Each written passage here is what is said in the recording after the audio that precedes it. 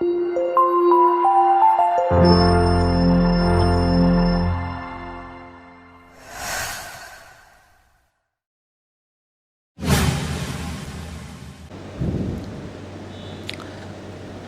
हालचाल बच्चों। तो वेक्टर का लेक्चर नंबर 2 लेकर आ गया हूँ। पिछले क्लास हल्का सा शायद फास्ट हो गया था लास्ट शायद, पर एक एक चीज़ फिर से मैं क्लियर करूँगा, कोई ऐसी दिक्कत नहीं आएगी आप लोगों को, ठीक है। तो पिछली क्लास में मैंने आपको ये डिस्कस कर दिया था कि एक वेक्टर क्या होता है, वेक्टर को रिप्रेजेंट कैसे करते हैं, एरो हेड का कंसेप्ट, उसके लेंथ से क्या लेना देना होता है, वेक्टर के मैग्नीट्यूड को, ये सारी बातें मैंने आपको डिस्कस कर दी। अब उसी में जब हम एक वेक्टर के रिप्रेजेंटेशन को ही एक्सप्लेन कर रहे थे तो उसी में एक नाम आया था यूनिट वेक्टर का। तो पहले थोड़ी सी जानकारी आपको यूनिट वेक्टर के बारे में देते हैं। तो हेडिंग लगाइए आप, यूनिट वेक्टर।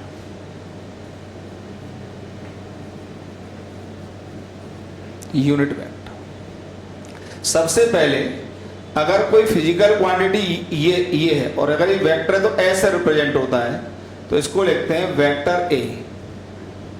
वेक्टर ए पढ़ते हैं इसको। लेकिन अगर इसी के ऊपर मैं ये बना देता हूं ये, तो ये स्पेशल नोटेशन होता है और इसको पढ़ते हैं यूनिट वेक्टर ए।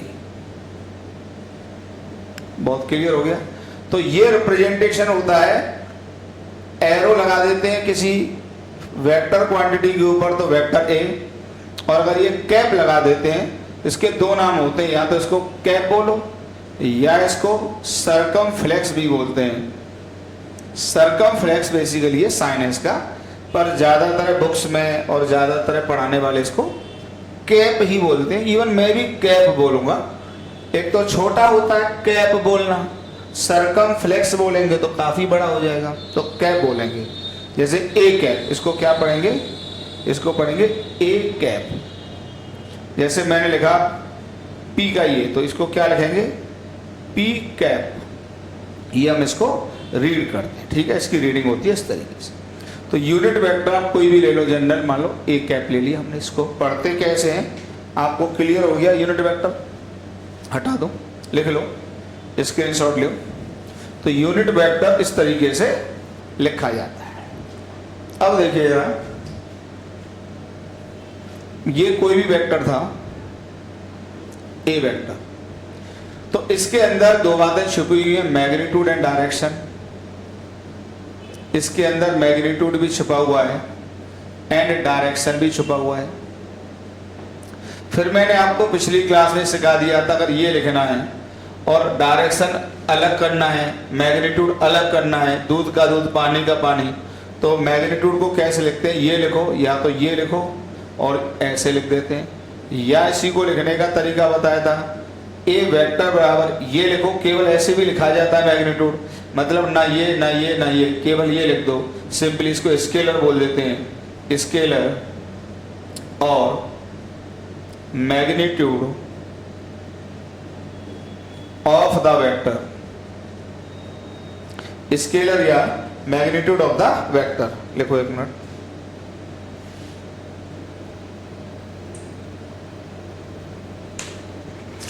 स्केलर या मैग्नीट्यूड ऑफ द वेक्टर, ठीक है। और यहां पर आ जाएगा ये ए कैप, और इसी वेक्टर को मैं क्या पढ़ रहा हूं बार बार, यूनिट वेक्टर। इसी को पढ़ रहे हैं हम, यूनिट वेक्टर। तो बताइए यहीं से ये यूनिट वेक्टर क्या निकल के आ जाएगा, वेक्टर डिवाइडेड बाई वेक्टर का मॉड। ये डेफिनेशन होती है, ठीक, ये याद कर लो। तो unit vector of a vector, unit vector of a vector बराबर होता है वेक्टर को डिवाइड कर दो मैग्नीट्यूड ऑफ द वेक्टर से। मैग्नीट्यूड ऑफ द वेक्टर ये हो जाता है उसका यूनिट वेक्टर। क्लियर हो गया। तो आप अगर वेक्टर को उसके मैग्नीट्यूड से डिवाइड कर देते हैं तो आपको क्या मिल जाता है, यूनिट वेक्टर मिल जाता है। स्क्रीनशॉट लियो, बहुत आसान है, हटाएं। तो अगर आपको किसी वेक्टर का यूनिट वेक्टर लिखना है तो आप उस वेक्टर को उसके मैग्नीट्यूड से डिवाइड कर दीजिए, कोई उसमें दिक्कत नहीं आएगी। जैसे मान लीजिए ये कोई बी वेक्टर है तो इसका यूनिट वेक्टर क्या होगा, B vector divided by B का मॉड, ये हो गया। इसकी कुछ खास बातें होती हैं, मेन प्रॉपर्टीज, यार याद करनी है आपको, समझ में तो खैर जो भी आए अच्छी बात है। मेन प्रॉपर्टीज क्या होते हैं, सबसे पहला पॉइंट, जो यूनिट वेक्टर होता है यार उसका नाम यूनिट इसलिए है क्योंकि उसका मैग्नीट्यूड 1 होता है, ऑलवेज, हमेशा ऑलवेज इसका मैग्नीट्यूड 1 ही होता है। ठीक। सेकेंड पॉइंट, जो यूनिट वेक्टर होता है ना ही उसका कोई मैग्नीट्यूड, ना ही उसका कोई यूनिट होता है और ना ही उसका कोई डायमेंशन होता है। तो unit vector is unitless and dimensionless. Okay, तो unit vector is unitless and dimensionless. इसका न कोई यूनिट होता है ना ही कोई डायमेंशन होता है। और तीसरी खास बात, यूनिट वेक्टर किसी भी वेक्टर का डायरेक्शन बताने के काम आता है। तो it tells the direction of a vector. ये किसी भी वेक्टर का क्या बताता है बेटा, डायरेक्शन बताता है। बहुत आसान आसान बातें, लिख लीजिए, आराम से लिख लो, हटा दूं, स्क्रीनशॉट लेके रख लो या पॉज करके आप बता दिए। बहुत ही सरल सरल बातें हैं, एक एक चीज को ध्यान से समझते चलिए। हटा दें,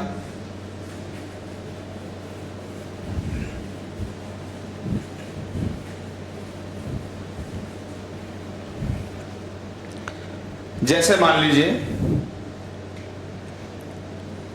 ये आपका स्टैंडर्ड एक्स एक्सेस होता है, इधर सब जानते हैं, इधर वाई एक्सेस होता है। ये कोई पार्टिकल है ए और इधर जा रहा है 10 मीटर पर सेकंड से। ठीक, तो ये तो इसका क्या है, मैग्नीट्यूड ऑफ वेलोसिटी। ये तो क्या है, मैग्नीट्यूड है। तो अगर आपको एक ही वेलोसिटी को लिखना है तो क्या लिखेंगे, एक तो मैग्नीट्यूड और ए का डायरेक्शन। तो एक ही वेक्टर फॉर्म में ही आ जाएगा। मैग्नीट्यूड कितना है, 10, तो 10 आ जाएगा। यहाँ डायरेक्शन क्या है, ये डायरेक्शन मान लो, जो भी डायरेक्शन मान लो एक्स एक्सेस होती, तो एक तरीका तो ये था अलोंग एक्स एक्सेस लिख दो इसको। लेकिन अभी मैं आपको पढ़ाऊंगा एक्स एक्सिस और वाई एक्सिस और जेड एक्सिस। ये यार हमारे मैथमेटिक्स में यूनिवर्सल डायरेक्शन है। मतलब आप किसी भी कोचिंग में पढ़ो, किसी भी स्कूल में पढ़ो, कोई भी किताब पढ़ो, एक्स एक्सिस, वाई एक्सिस और जेड एक्सिस को सब लोग स्टैंडर्ड यूज करते हैं। तो स्टैंडर्ड यूज अगर हम एक्स वाई जेड एक्सिस को डायरेक्शन के लिए करते हैं तो इनके यूनिट वेक्टर भी स्टैंडर्ड है। इसके बाद मैं पढ़ाने जा रहा हूं। तो एक्स एक्सिस का जो यूनिट वेक्टर होता है, मतलब एक्स एक्सिस के डायरेक्शन को बताने के लिए हम लोगों ने एक स्टैंडर्ड यूनिट वेक्टर बना रखा है, उसको आई कैप कहते हैं। ठीक, तो क्या कहते हैं, आई कैप कहते हैं। तो वीए वेक्टर इक्वल टू क्या हो जाएगा, 10 आई कैप। ये क्लियर हो जाएगा, लिख लो। मतलब ये स्टैंडर्ड यूनिट वेक्टर है to tell the direction along positive X axis. Okay, हटा दें, लिखो आराम से, एकदम सरल है। हटा रहे हैं।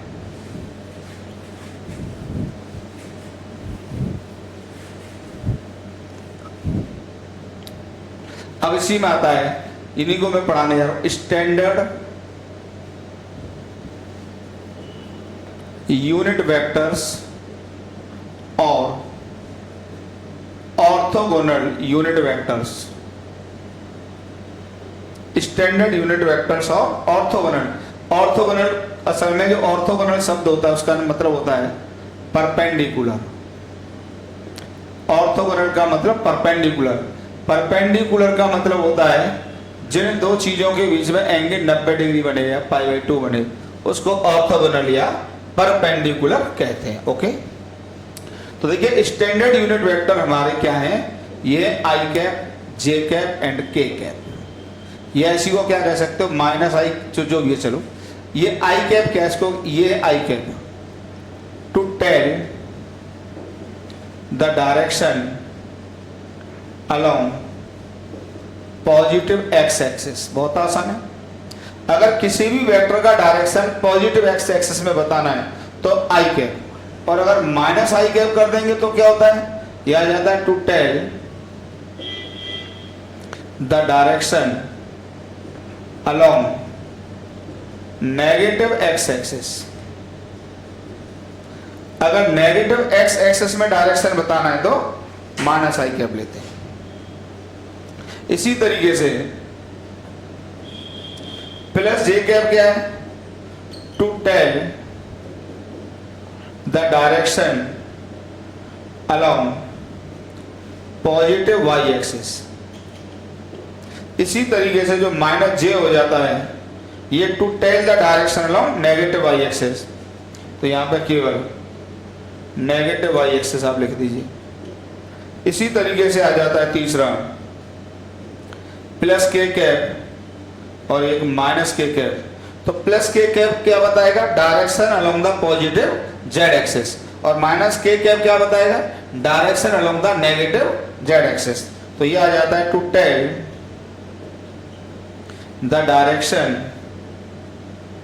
Along positive Z axis, okay. और नेगेटिव माइनस के क्या आ जाएगा, to tell the direction along negative Z axis. एकदम आसान है। तो ये स्टैंडर्ड यूनिट वेक्टर होते हैं, ओके। आराम से लिखो, पॉज करके उतारो, एकदम आसान। इन्हीं को ऑर्थोगोनल वेक्टर कहते हैं, क्योंकि बताइए तीनों एक्सिस के बीच में जो एंगल होता है वो कितना होता है, 90 डिग्री होता है, इसलिए हम इसको ऑर्थोगोनल यूनिट वेक्टर भी कहते हैं, ओके। ऑर्थोगोनल मतलब एंगल 90 डिग्री। तो देखिए ये एक्स एक्सिस, ये वाई एक्सिस और ये जेड एक्सिस, ठीक। तो एक्स एक्सिस को आप देखिए, आप कोऑर्डिनेट ज्योमेट्री में इसको एक्स एक्सिस कहते हैं, लेकिन वेक्टर में हम इसको क्या कहते हैं, आई कैप कहते हैं डायरेक्शन को, तो आई कैप। ऐसे ही कोऑर्डिनेट ज्योमेट्री में इसको वाई एक्सिस कहते हैं, लेकिन वेक्टर में क्या बोलेंगे इसको, प्लस जे कैप। जे कैप, कैप बोल रहा हूं बार बार, ध्यान रखना, पढ़ते ही यूनिट वेक्टर को कैप करके हैं। ऐसे ही प्लस जेड एक्सिस को प्लस के कैप, और प्लस एक्स एक्सिस के जो अपोजिट होगा ये इसको लिखेंगे माइनस आई कैप, और जो वाई एक्सिस के अपोजिट होगा इधर, इसको क्या लिखेंगे, माइनस जे कैप, और जो जेड एक्सिस के अपोजिट होगा उसको क्या लिखेंगे, प्लस के कैप। फंडा क्लियर हो गया, इसको याद कर लो। तो आई, अगर पॉजिटिव एक्स एक्सिस में कोई वेक्टर है, ये सॉरी माइनस हो जाएगा। अगर कोई पॉजिटिव एक्स एक्सिस में किसी वेक्टर का डायरेक्शन है, वो कोई भी वेक्टर हो सकता है। जैसे उदाहरण के लिए देखो ध्यान से, जैसे मान लो एक ब्लॉक लिया मैंने, यहां से सुन लेना। अब यहां पर एक फोर्स लग रहा है 10 न्यूटन का, एक फोर्स F2 लग रहा है इस पर इधर से 50 न्यूटन का, ध्यान से सुन लेना। एक फोर्स इधर से लग रहा है F3 80 न्यूटन का, और एक फोर्स इधर से लग रहा है इस पर F4 बताइए 100 न्यूटन का। मान लीजिए 4 फोर्स लगाए मुझे, और चारों फोर्स को मुझे वेक्टर फॉर्म में लिखना है, F1 लिखना है। तो अब जैसे ये तो केवल इसका मैग्नीट्यूड लिखा हुआ है, ये तो केवल मैग्नीट्यूड है इसका, ये भी केवल मैग्नीट्यूड है इसका, ये भी केवल क्या है, मैग्नीट्यूड है इसका। और अगर मुझे वेक्टर फॉर्म में लिखना है तो वेक्टर लिखने के लिए दो बातें चाहिए, एक चाहिए मैग्नीट्यूड, एक चाहिए डायरेक्शन। तो मैग्नीट्यूड तो दिया ही था, और डायरेक्शन अब मैंने आपको बता दी कि ये जो वेक्टर है इसका डायरेक्शन क्या है, along the positive X axis. तो पॉजिटिव एक्स एक्सिस के डायरेक्शन को क्या लिखते हैं, आई कैप लिखते हैं। तो ये क्या लिखेंगे बताइए, tan आई कैप। बात क्लियर हो गई।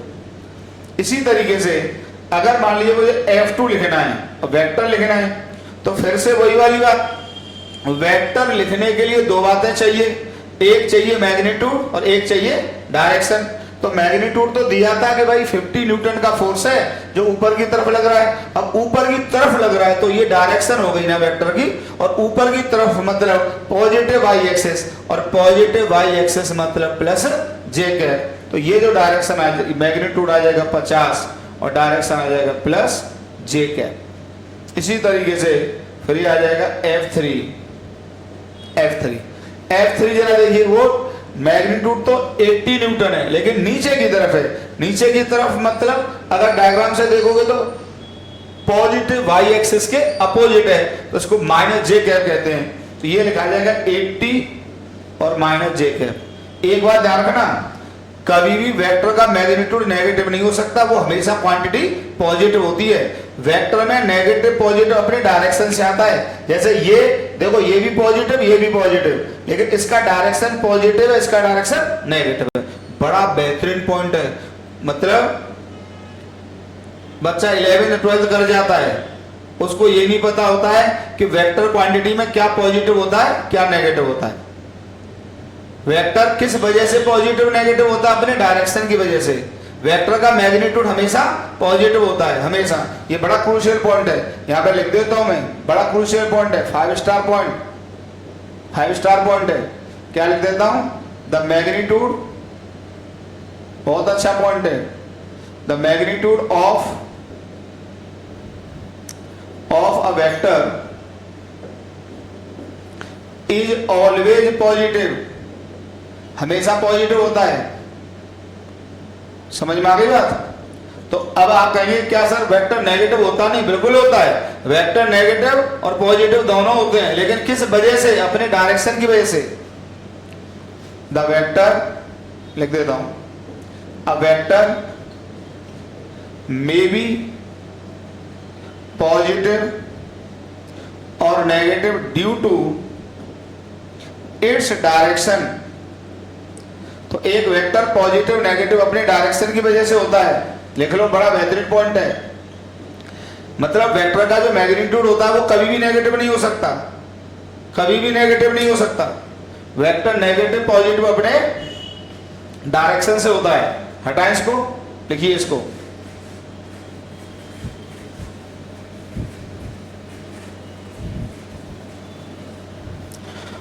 और वेक्टर का जो डायरेक्शन होता है पॉजिटिव नेगेटिव। कुछ लोग पूछते हैं सर कौन सा डायरेक्शन पॉजिटिव होता है, तो इसका भी आंसर ये है कि आपका जो मन करे वो डायरेक्शन पॉजिटिव मान लीजिए। तो इस बात को भी लिख देता हूं मैं तीसरे पॉइंट में, the positive direction of a vector is arbitrary. मतलब डायरेक्शन पॉजिटिव नेगेटिव वेक्टर का आर्बिट्ररी होता है, मन माना होता है। जो आप माने वही आपके लिए पॉजिटिव है। चीज अभी क्लियर होंगी, अभी क्लियर होंगी। जैसे इसको मैं ऐसे समझाना चाहूं, मान लीजिए ये है वेलोसिटी ए पार्टिकल और ये है यहाँ पे बी पार्टिकल, ठीक। अब एक इधर जा रहा है 10 मीटर पर सेकंड से, ध्यान से सुन लेना, और एक इधर जा रहा है, इसके अपोजिट भेज दिया मैंने, चलो ये जा रहा है 20 मीटर पर सेकंड से। तो अब बताइए मुझे ए की वेलोसिटी पॉजिटिव है कि बी की वेलोसिटी पॉजिटिव है? देखिए मैग्नीट्यूड तो दोनों के पॉजिटिव ही होंगे, क्योंकि वेक्टर का मैग्नीट्यूड कभी भी नेगेटिव हो ही नहीं सकता। अब बात आती है सर इनमें से कौन सा वेक्टर पॉजिटिव है कौन सा नेगेटिव, क्योंकि एक का डायरेक्शन ये है और एक का डायरेक्शन इसके डायरेक्शन के अपोजिट है। तो ये मैंने एक शब्द यूज किया है आर्बिट्ररी, बड़ा बेहतरीन शब्द है। इसका मतलब होता है हिंदी में मन माना। मतलब आप अपने मन से मान लो जो मन करे। तो अब देखिए अगर मान लीजिए मैंने ये डायरेक्शन पॉजिटिव मान लिया, ये अज्यूम कर लिया, बड़े ध्यान से समझो, तो अब ये पॉजिटिव हो जाएगा और ये नेगेटिव हो जाएगा। तो भाई हम लिखेंगे, समझ गए बस बात को। अब मान लो ठीक है, ये मैग्नीट्यूड हो गया, ये मैग्नीट्यूड हो गया। अब डायरेक्शन बतानी है, डायरेक्शन कैसे बताएं? तो उसके लिए आपको कोई हेल्प लेनी होगी। हेल्प लेने का मतलब जैसे मान लो ये कोई लाइन है, जनरल लाइन, ये एक्स और ये वाई मान लो, या एम एन है, ये एम मान लो और ये एन मान लो, ठीक है, ठीक। तो अगर मैं एक ही वेलोसिटी लिखूंगा तो पता कैसे लिखूंगा? देखो कैसे लिखेंगे। एक तो इसका मैग्नीट्यूड 10 और डायरेक्शन। अब ये वेक्टर इस लाइन का लॉन्ग है एम से एन, तो एम से एन का यूनिट वेक्टर लिख देंगे, ये तरीका है इसका। m से n का यूनिट वेक्टर, मतलब न तो इसका डायमेंशन होता है न इसका कोई यूनिट होता है, तो इससे फर्क नहीं पड़ेगा। केवल एक एक वेक्टर का इस लाइन ने क्या बता दिया, डायरेक्शन बता दिया कि ये वेक्टर इस m से n की तरफ है, डायरेक्शन बताने के काम आ गया। उसी तरीके से अगर आपको b लिखना है तो देखो मैग्नीट्यूड तो यहाँ भी 20 लिखा जाएगा, यहाँ पर कुछ लोग माइनस लगा देते हैं, यहाँ पर माइनस नहीं लग सकता क्योंकि वेक्टर का मैग्नीट्यूड कभी भी नेगेटिव हो ही नहीं सकता, तो यहाँ पे नहीं लगेगा। प्लस माइनस कहां पे लगता है, डायरेक्शन में लगता है, वो भी इसलिए कि आपने इसको पॉजिटिव मान लिया, तो अपोजिट वाला ऑटोमेटिकली क्या लेना पड़ेगा बच्चा, नेगेटिव लेना पड़ेगा। तो अब यहां पे लिखेंगे ये माइनस एम एन का यूनिट वेक्टर, फोकस करो, माइनस एम एन का यूनिट वेक्टर, ठीक है। और समझाते हैं, लिखिए जरा, स्क्रीनशॉट लियो।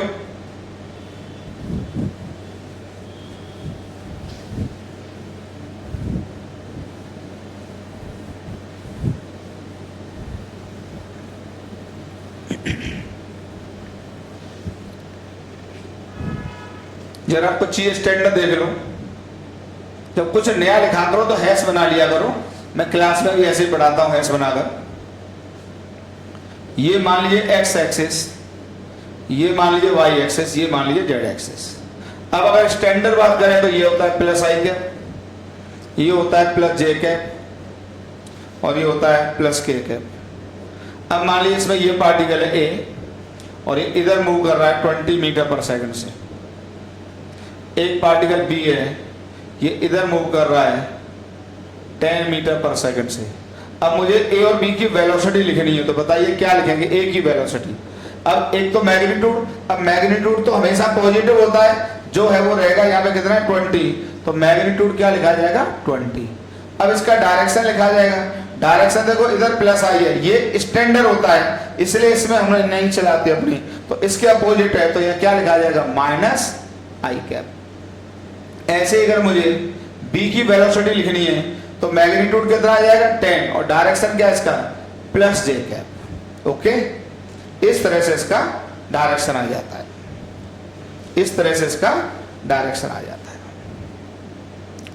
उतारो स्क्रीनशॉट लेके,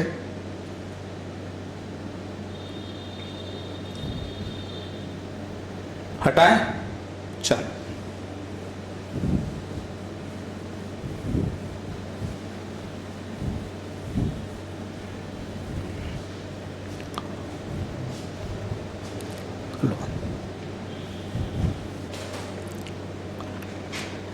तो यूनिट वेक्टर का कंसेप्ट क्लियर होने के बाद अब आपको जब वेक्टर पढ़ोगे या पूरी फिजिक्स पढ़ोगे तो वहां पर कुछ नाम आएंगे, जैसे वेक्टर के नामकरण आएंगे कि भाई दो फोर्स वेक्टर हैं और एक दूसरे के पैरेलल हैं, तो आप समझ ही नहीं पाओगे कि सर ये पैरेलल का मतलब क्या है। या कहेगा दो फोर्स हैं एक दूसरे के एंटी पैरेलल हैं, तो कंफ्यूजन आएगा ना, तो एंटी पैरेलल क्या होते हैं।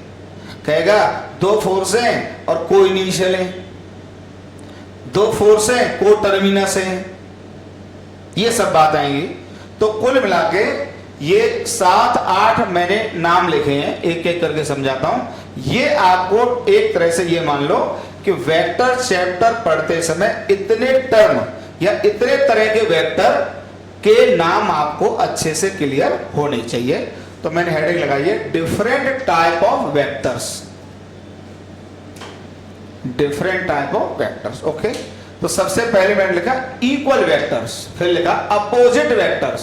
कहेगा यार दो वेक्टर अपोजिट है, तो वो तो केवल इतना सा स्टेटमेंट यूज करेगा कि दो वेक्टर अपोजिट है। आपको मतलब समझ में आना चाहिए कि अपोजिट वेक्टर का मतलब क्या होता है, तभी तो बात बनेगी।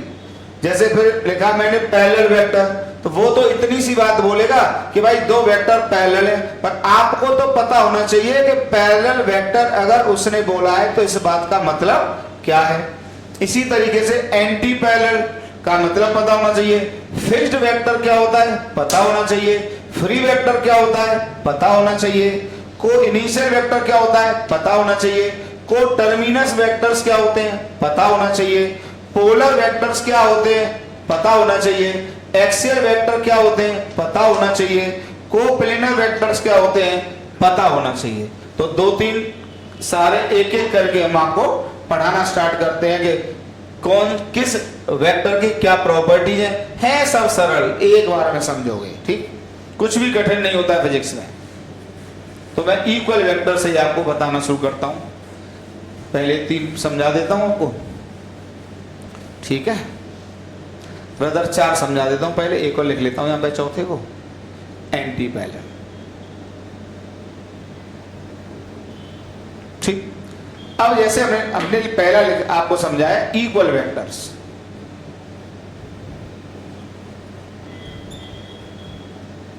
इक्वल वेक्टर्स, ठीक। जैसे हमने कहा यार 2 आदमी एक जैसे हैं, 2 आदमी एक जैसे, बड़े ध्यान से सुनना।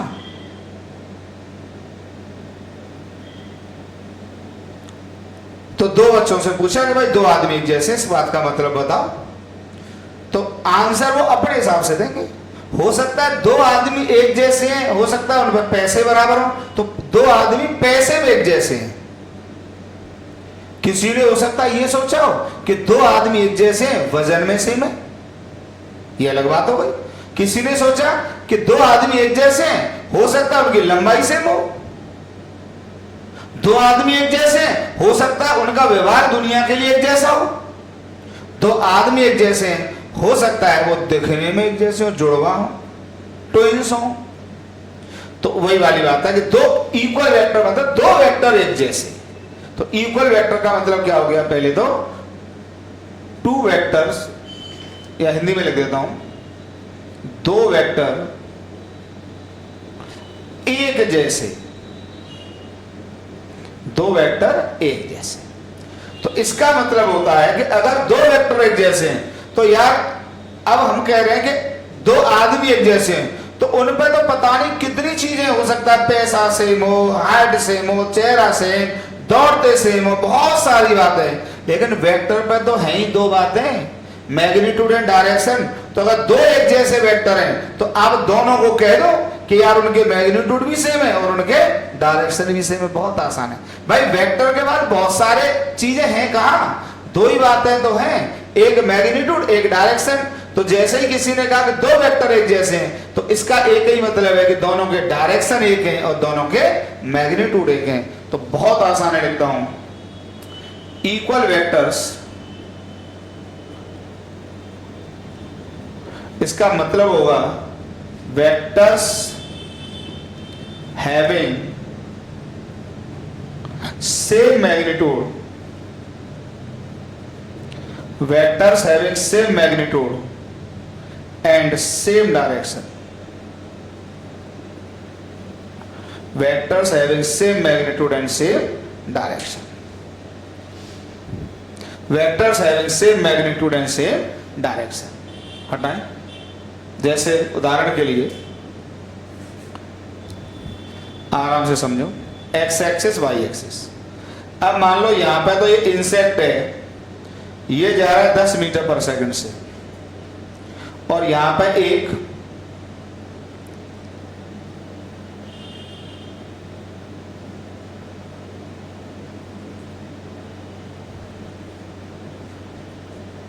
ये रेंचो है और ये भी जा रहा है 10 मीटर पर सेकंड से। तो बताइए दोनों की वेलोसिटी ये a और ये b, क्या दोनों की वेलोसिटी का मैग्नीट्यूड भी सेम है और दोनों के डायरेक्शन भी सेम है? तो बताइए दोनों की वेलोसिटी वेक्टर क्या है, सेम है। तो यहां हम क्या लिखेंगे कि जो a की वेलोसिटी होगी वही b की वेलोसिटी होगी। इस तरह से लिखा जाएगा। बात क्लियर होगी? क्योंकि दोनों के मैग्नीट्यूड भी सेम है और दोनों के डायरेक्शन भी सेम है। उतारो जरा, स्क्रीनशॉट लो।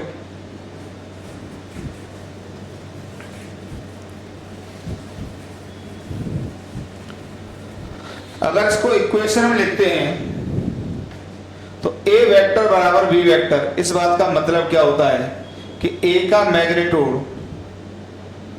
बराबर b का मैग्नीट्यूड एंड लगाएंगे और नहीं, एंड मतलब ये भी होना चाहिए और ये भी होना चाहिए। a का डायरेक्शन बराबर b का डायरेक्शन, तो दोनों वेक्टर कैसे होंगे, इक्वल वेक्टर होंगे। ओके, एक बात देख लेना, जैसे हो सकता है ये पार्टिकल A हो, ये पार्टिकल B हो, तो ये इधर जा रहा है मान लो 10 मीटर पर सेकंड से और ये इधर जा रहा है 10 मीटर पर सेकंड से, तो अब यहाँ पे ए और बी की वेलोसिटी सेम नहीं होगी, क्योंकि वेलोसिटी वेक्टर क्वांटिटी है, मैं बता चुका हूँ आपको। तो यहाँ पर हम ये लिखेंगे, देखो कि VA बराबर VB है, मतलब मैग्नीट्यूड तो दोनों के बराबर हैं, लेकिन एक ही वेक्टर लगाने के बाद आप इसको अनइक्वल बोलोगे, क्योंकि दोनों के डायरेक्शंस अलग अलग हैं, सेम नहीं है। तो मैग्नीट्यूड में तो सेम है, लेकिन डायरेक्शन अलग होने से दोनों वेक्टर क्या हो जाएंगे, अलग अलग हो जाएंगे। तो वेक्टर दो तरीके से दो चीजों पर फोकस होता है, एक तो उसके मैग्नीट्यूड पर और एक उसके डायरेक्शन पर। क्लियर बेटा, बहुत अच्छी बात है। तो दो वेक्टर सेम है तो दोनों बातें एक साथ होनी चाहिए, दोनों के मैग्नीट्यूड भी सेम होने चाहिए और दोनों के डायरेक्शन भी सेम होनी चाहिए। और उदाहरण देखो, जैसे मान लीजिए हमने कोई ब्लॉक लिया, बड़े आराम से देखो। अब यहां पे F1 का वेक्टर लगाया, ये 10 न्यूटन, F2 का लगाया 20 न्यूटन, F3 का लगाया 20 न्यूटन, F4 लगाया 20 न्यूटन। तो बताइए इसमें कौन कौन से इक्वल वेक्टर हैं? देखो इनके डायरेक्शन सेम है पर मैग्नीट्यूड अलग अलग है, इसलिए हम ये लिखेंगे F1 का सीधे लिख देते हैं F1 vector not equal to F2 vector. ठीक, अब इसमें आ जाइए, ये दोनों कैसे हैं? यहाँ पे दोनों के डायरेक्शन भी सेम है, क्योंकि लेफ्ट में ही लग रहे हैं दोनों, और मैग्नीट्यूड भी सेम है। तो यहाँ पे हम क्या कह देंगे, F3 वेक्टर बराबर F4 वेक्टर। क्लियर हुई बात? तो ये वेक्टर दोनों मैग्नीट्यूड में भी सेम है, डायरेक्शन में भी सेम है, तो दोनों वेक्टर बराबर हैं। ठीक, ये बात हो गई। तो वेक्टर सेम इक्वल तभी होंगे जब मैग्नीट्यूड भी सेम हो दोनों का और दोनों का डायरेक्शन भी सेम हो, तभी two vectors are equal vectors. हटाए बेटा, एकदम आसान बातें हैं, एक एक करके समझते चलो। अब ऐसे ही आता है इसमें opposite vectors.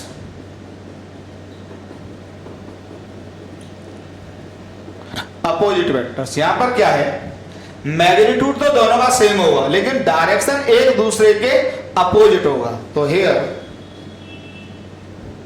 Two vectors have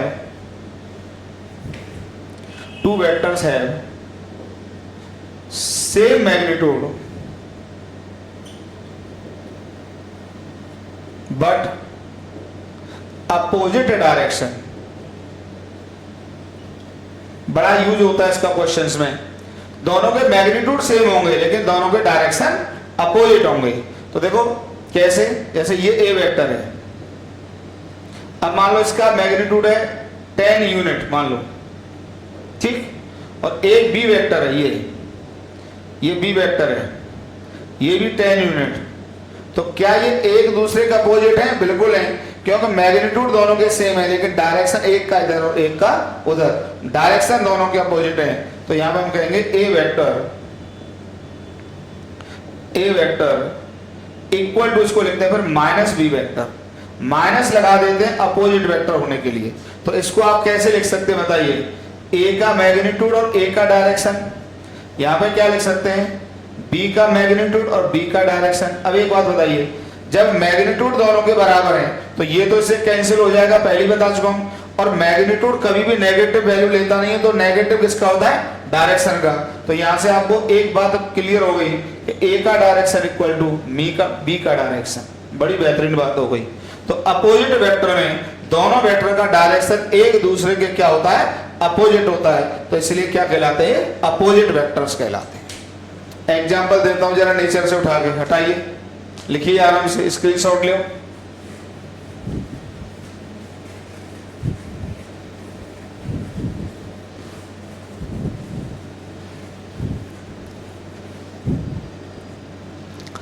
जैसे और एग्जाम्पल देखो अपोजिट वेक्टर के, जैसे एक ए पार्टिकल है, इधर जा रहा है 10 मीटर पर सेकंड से, बी पार्टिकल है, इधर जा रहा है 10 मीटर पर सेकंड से, सी पार्टिकल है, इधर जा रहा है 10 मीटर पर सेकंड से। ओके, अब बताइए इसमें सेम वेक्टर, इक्वल वेक्टर कौन है और सेपरेट वेक्टर, अपोजिट वेक्टर कौन है? तो ए और बी इक्वल है, क्योंकि मैग्नीट्यूड में भी सेम है और मान लो इधर होता है कि डी और ले लो, चलो 20 मीटर पर सेकेंड, ठीक। एक इधर ई और ले लो 40 मीटर पर सेकेंड, ठीक। तो यहां पे जो अभी तक मैंने दो वेक्टर पढ़ाए हैं, इक्वल एंड अपोजिट, तो इनमें से आपको बताना है इक्वल कौन कौन से, तो इक्वल वेक्टर्स, इक्वल वेक्टर्स तो कौन कौन इक्वल है, तो यहां पे A vector is equal to B vector, दोनों की वेलोसिटी सेम है। अपोजिट वेक्टर कौन कौन से हैं, ये और ये और ये, तो यहां पे दोनों में कह सकते हैं V A vector equal to लिख सकते हैं minus V V vector, sorry minus V C vector, और वी बी वेक्टर को भी लिख सकते हो क्योंकि ये भी तो आपस में अपोजिट वेक्टर ही हैं, तो बी वेक्टर को भी लिख सकते हैं माइनस वी सी वेक्टर। फंडा क्लियर हो गया। अच्छा, इन दोनों में क्या रिलेशन है, डायरेक्शन सेम है, मैग्नीट्यूड अलग है, तो इक्वल नहीं कहेंगे इनको, असल में अभी आगे पढ़ाऊंगा पैरेलल कहते हैं, वो सारी कहानी। लेकिन ये मैंने आपको समझा दिया कि इक्वल वेक्टर क्या होते हैं और अपोजिट वेक्टर क्या होते हैं, ठीक ठीक है। हटा दें।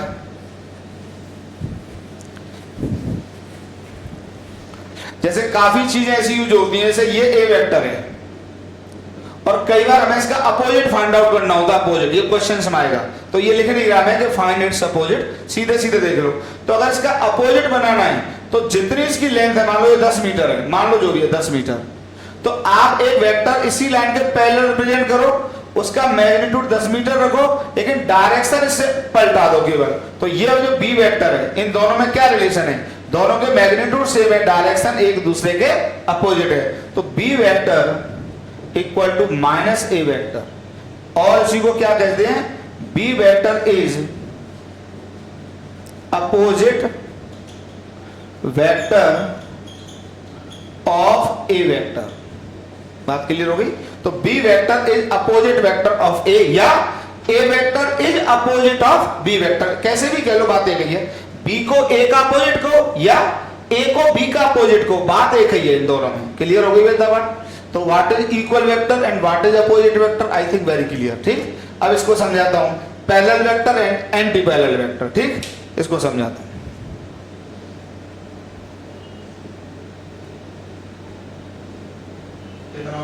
अब हम स्टार्ट करते हैं बेटा। आपको मैंने equal vector and opposite vector एकदम क्लियर कर दिया, ठीक है। मेरे सामने उपदेश भैया खड़े रहते हैं, इन्हीं को समझाता रहता हूं, तो मुझे लगता है कि मैं आप लोगों को समझा रहा हूं, ठीक है। तो equal vector and opposite vector का फंडा एकदम क्लियर कर दिया। अब मैं आगे समझाता हूं parallel vector and anti parallel vector, ठीक है। तो पैरेलल, जैसा कि पैरेलल तो जानते हो, दो लाइन पैरेलल, ये और ये दोनों लाइन पैरेलल हैं। अब वेक्टर है तो इसका मतलब डायरेक्शन भी सेम होगा, तो डायरेक्शन भी सेम होगा। तो ये ए वेक्टर है, ये बी वेक्टर है, तो हम क्या कहेंगे, A vector is said to be parallel to B vector if and only if their directions are same. तो हम क्या कहेंगे, A vector is said to be parallel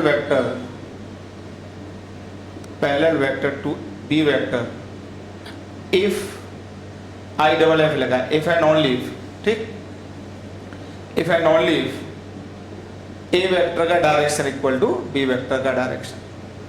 कहने का मतलब ये है कि ए वेक्टर को मैं क्या लिख सकता हूं, ए का मैग्नीट्यूड और ए का डायरेक्शन, एंड बी वेक्टर को क्या लिख सकता हूं, मैं लिख सकता हूं बी का मैग्नीट्यूड और बी का डायरेक्शन, ओके। अगर इफ ए वेक्टर, पैरेलल का ये साइन होता है बेटा, ठीक है, ऐसे लगाते हैं तो क्या पढ़ते हैं इसको, पैरेलल।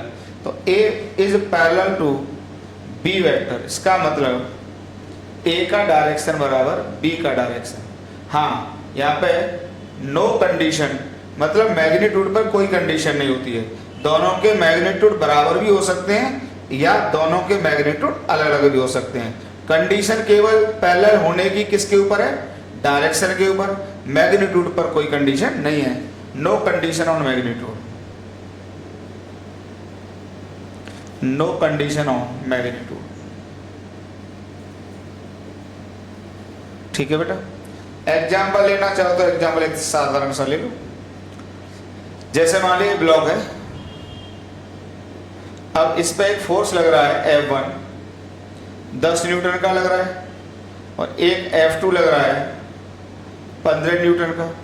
तो क्या दोनों पैरेलल है? बिल्कुल पैरेलल है। मैग्नीट्यूड से तो कोई लेना देना नहीं है, पर क्या दोनों का डायरेक्शन तो सेम है?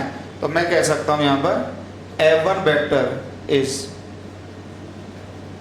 Parallel to F2 vector. Okay, तो F1 वेक्टर F2 वेक्टर के क्या है? पैरेलल। तो इसको कहते हैं बेटा पैरेलल वेक्टर। एकदम आसान, ठीक है। स्क्रीनशॉट लो, उतारो।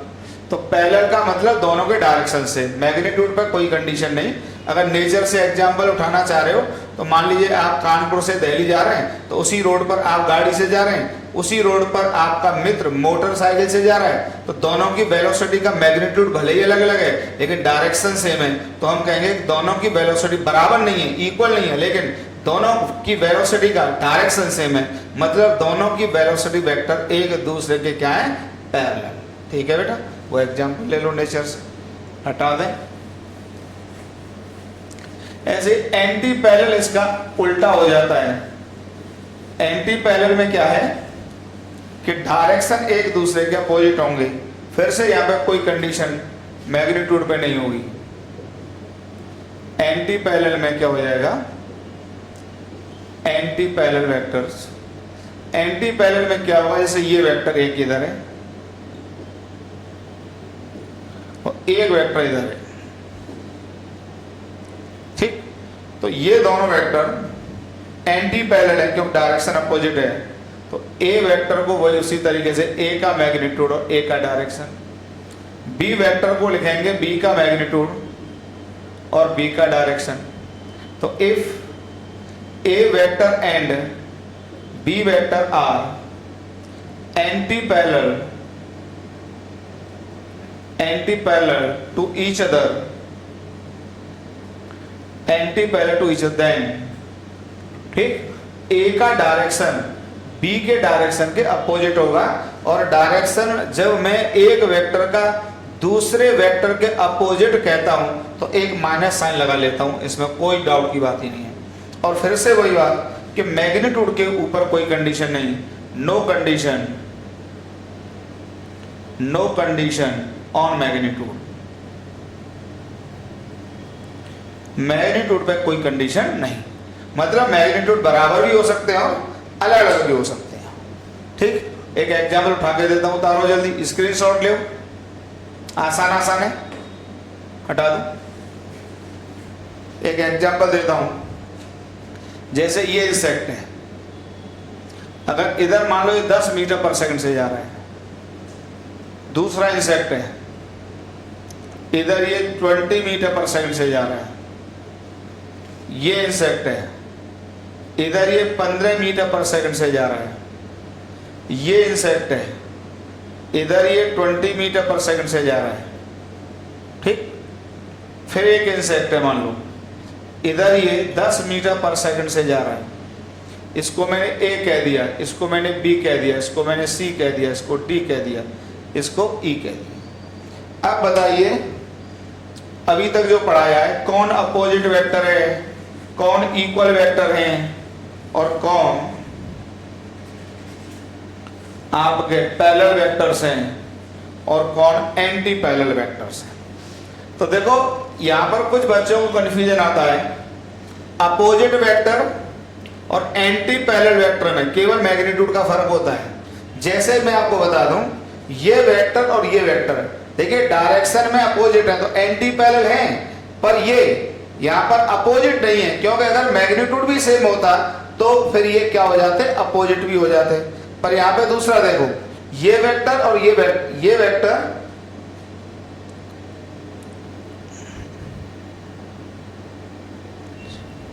एक कर ले हुए, यहां पे ई की जगह एफ ले लो, ठीक है। इधर मैंने चलो इसको 10 मीटर पर सेकंड से ले लिया। अब देखो ये और ये हैं, तो यहां पर ये दोनों एंटी पैरेलल तो हैं। एंटी पैरेलल देखने के लिए केवल किस पर फोकस करते हैं, डायरेक्शन पर। तो एंटी पैरेलल तो हैं, पर एंटी पैरेलल के अलावा मैग्नीट्यूड सेम होने से ये एक दूसरे के अपोजिट भी हैं। तो ए और एफ वेक्टर एंटी पैरेलल भी है और अपोजिट भी है। मतलब अपोजिट होने के लिए डायरेक्शन भी अपोजिट होना चाहिए और मैग्नीट्यूड सेम होना चाहिए, और एंटी पैरेलल होने के लिए केवल डायरेक्शन पर फोकस करते हैं। अगर डायरेक्शन एक दूसरे के अपोजिट है तो मैग्नीट्यूड बराबर हो तो अच्छा है, और नहीं हो तो और भी अच्छा है। मैग्नीट्यूड्स का कोई रोल ही नहीं होता है एंटी पैरेलल होने में, ठीक। इसी तरीके से पैरेलल होने में देखो, इस पर आ जाओ, तो ये पैरेलल भी है और ये इक्वल भी है, लेकिन ये और ये केवल पैरेलल है क्योंकि यहाँ पे इसका मैग्नीट्यूड इसके मैग्नीट्यूड से अलग है। डायरेक्शन दोनों के सेम है, तो मैं कहूंगा ये पैरेलल है पर ये इक्वल नहीं है। ये और ये पैरेलल भी है और इक्वल भी है क्योंकि मैग्नीट्यूड भी सेम है। क्लियर हुई बात? तो मैं यहां पे लिखना चाहूं इक्वल वेक्टर्स। इक्वल वेक्टर्स कौन कौन से इक्वल वेक्टर्स? इक्वल वेक्टर इसके इक्वल कौन कौन है? ये है और ये, क्योंकि मैग्नीट्यूड भी सेम और डायरेक्शन भी सेम। तो यहां पे लिखेंगे V A equal to V E, ये भी इक्वल है, ठीक, इक्वल वेक्टर्स। इसके अलावा इक्वल कौन है? ये और ये भी इक्वल है क्योंकि दोनों के मैग्नीट्यूड भी सेम है और डायरेक्शन भी सेम है। तो V vector equal to V D vector, ये भी इक्वल वेक्टर है, ठीक है, इक्वल वेक्टर हो गए। अब बताओ इसमें अपोजिट वेक्टर कौन कौन है?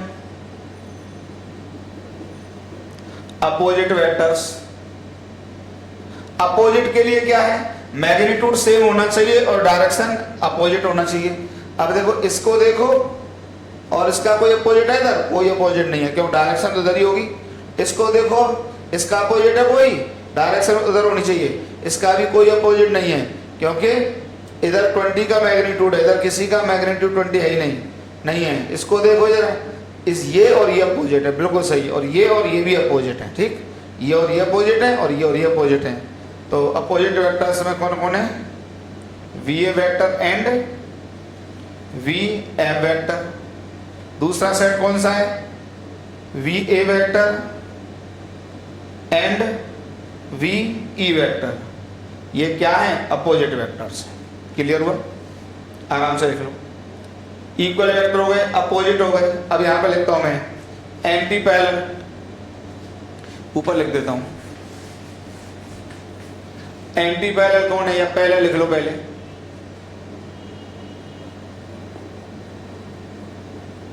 पैरेलल वेक्टर्स देखने के लिए केवल डायरेक्शन सेम होना चाहिए। तो इसके पैरेलल कौन कौन है? ये इसके पैरेलल है क्योंकि डायरेक्शन दोनों के सेम है। ये भी इसके पैरेलल है, तो वी ए, इसके बाद V C and V E are parallel vectors. इधर देख लो, इधर ये मत कहना सर अभी तो आपने इनको इक्वल बोला। अरे इक्वल वेक्टर भी तो पैरेलल होते हैं।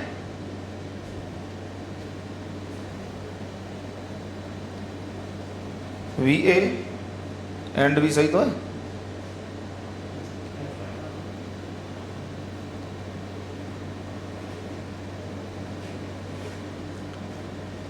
अच्छा यार, यहां पे थोड़ी एरर हो गई है, ये वी एफ होगा क्योंकि वी एफ और वी ई ये अपोजिट हैं डायरेक्शन में, ठीक है। अच्छा, पैरेलल वेक्टर्स में इधर वाले देख लो, ये तीनों के डायरेक्शन सेम है, तो V A V C and V E तीनों पैरेलल है। इधर वाले में आ जाओ, ये मैग्नीट्यूड से कोई मतलब नहीं होता है, तो यहां पे मैं लिख सकता हूं anti parallel. Anti parallel vectors कौन कौन से हो जाएंगे बताइए? एंटी पैरेलल में हो जाएंगे, देखिए एंटी पैरेलल में हो जाएंगे ये बिल्कुल हो जाएंगे, ठीक है। V A vector and V C vector, ये और ये एंटी पैरेलल है। फिर इसके साथ ये भी एंटी पैरेलल हो जाएगा, V A and V D vectors, ये भी एंटी पैरेलल हो गए, ये इसके साथ पैरेलल नहीं होंगे। फिर इसके साथ सब देख लो, ये और ये एंटी पैरेलल है, V and V C anti parallel है, ये पैरेलल इसके साथ, ये भी एंटी पैरेलल है, V V and V E anti parallel है, ये देख लिया, ये देख लिया, इसको देख लो, ऐसे ही सब देखते जाओ, जो इसके अपोजिट डायरेक्शन में होगा वो क्या हो जाएगा, एंटी पैरेलल। ठीक है, एंड सो ऑन, मैं लिख देता हूं एंड सो ऑन, ऐसे आप देखते चलिए, एकदम आसान। ठीक, हटाएं, स्क्रीनशॉट लो, चलिए।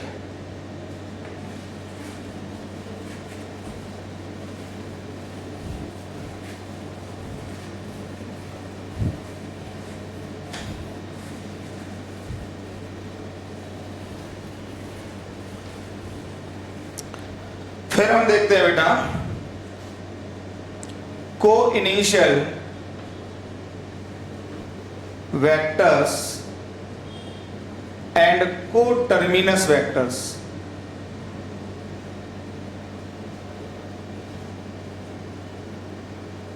तो यहां पर एक एक लाइन में लिखता हूं को initial.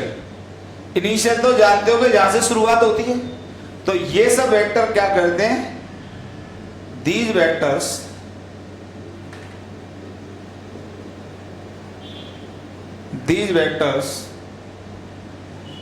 have same tail at a point। सभी का टेल एक ही जगह होता है और यहां पर सभी का हेड एक जगह होता है। all vectors have head at same point। सभी के हेड सेम पॉइंट पर होते हैं। Have tail at same point, tail at same point. Example बहुत आसान है, एक कॉमन पॉइंट ले लो और सभी के टेल यहां पे लगते हो, तो एक वेक्टर मान लो ये गया है, ए वेक्टर, यहां पे ये बी वेक्टर गया है, यहां पे सी वेक्टर गया है, ये यहां पर डी वेक्टर गया है। ये सब क्या है, को इनिशियल वेक्टर्स हैं। ठीक, ये सब क्या है, coinitial vector. A vector comma B vector comma C vector and D vector are को इनिशियल वेक्टर। ये सब नाम है यार, को इनिशियल वेक्टर्स, ये सब नाम है भाई, आपको ठीक समझने होंगे। अच्छा, को टर्मिनस, टर्मिनस का मतलब होता है टर्मिनल। जब रेलगाड़ी चलती है तो आपको पता होगा कि भाई इसका टर्मिनल स्टेशन कहाँ है, तो कहाँ पर रुकेगी, कहाँ पर खत्म होगी। तो ये टर्मिनस मतलब जहाँ पर वेक्टर खत्म होता है, तो यहाँ पे सभी का जो हेड होता है वो सेम पॉइंट पर होता है। तो देखो एक कॉमन पॉइंट ले लो और बहुत सारे वेक्टर बना दो ऐसे, ये वेक्टर, ये वेक्टर, ये वेक्टर, ये वेक्टर, ई वेक्टर मान लो, ये एफ वेक्टर, ये जी वेक्टर। तो सबके हेड एक ही जगह है, तो ये सब वेक्टर कैसे हैं, E vector comma F vector and G vector are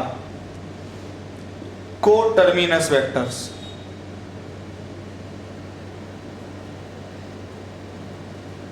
are coterminus vectors, ये सब को टर्मिनस हैं। थोड़ी इंक पिला लो भैया मैं जरा मार्कर को, ये को टर्मिनस वेक्टर्स हैं। बहुत अच्छी पिलाता हूं मार्कर को, एक बूंद फैलती नहीं, हटा दो आराम से देखो।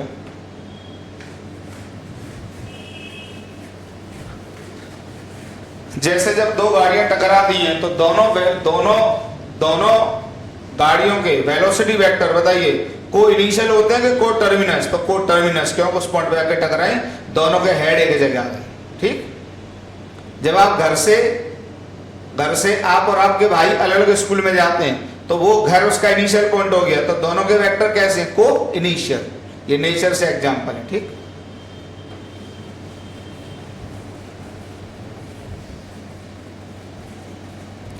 इसके बाद फिर हम देखते हैं बेटा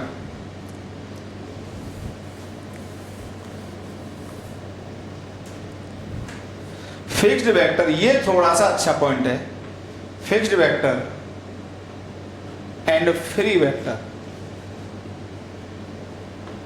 fixed vector and free vector, number 4 आ गया होगा यार। मैं उसमें मैंने नंबरिंग एक एक करके लिखी थी, पर मैं एक साथ दो पेयर में समझा रहा हूं।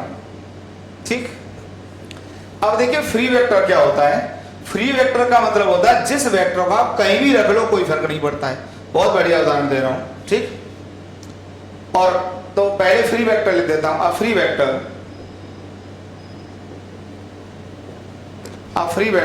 इज दैट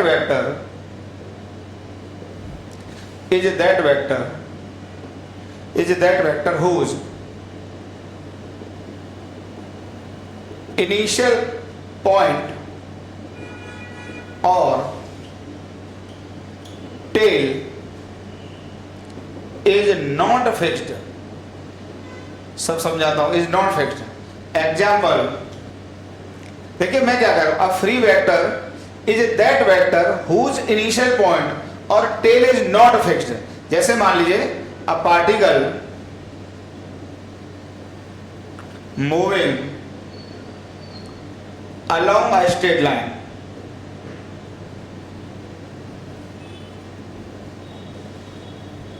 स्ट्रेट लाइन देखो कैसे, जैसे ये पार्टिकल यहां पे मूव कर रहा है इस लाइन के अलोंग, तो अगर वो ए पर है, मान लो वो 10 मीटर पर सेकंड से जा रहा है यहां पर, जब वो बी पर पहुंचा तब भी मान लो 10 मीटर पर सेकंड से ही चल रहा है। ध्यान से सुनिए, तो खुद बताइए यहां पर अगर मैं इस वेक्टर को रिप्रेजेंट करूंगा तो यही तो करूंगा रिप्रेजेंट, तो यही तो होगा वी ए। और अगर इसको यहां पर रिप्रेजेंट करूंगा तब भी तो मैं ऐसे रिप्रेजेंट करूंगा वी वी। अच्छा, लेंथ दोनों की सेम होगी क्योंकि दोनों जगह मैग्नीट्यूड क्या है, same.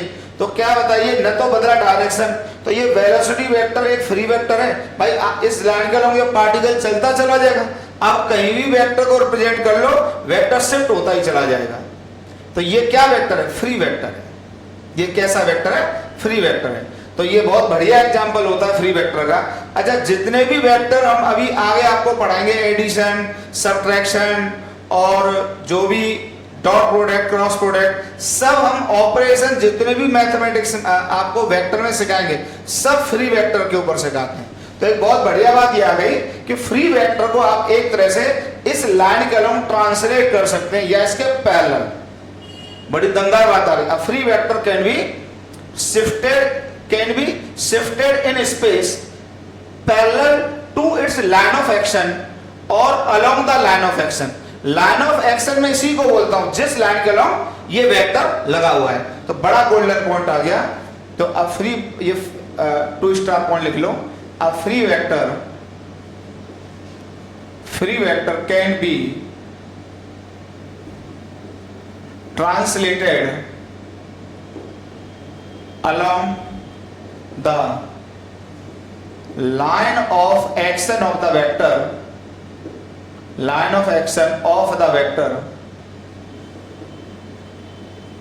or parallel to the line of action of the vector।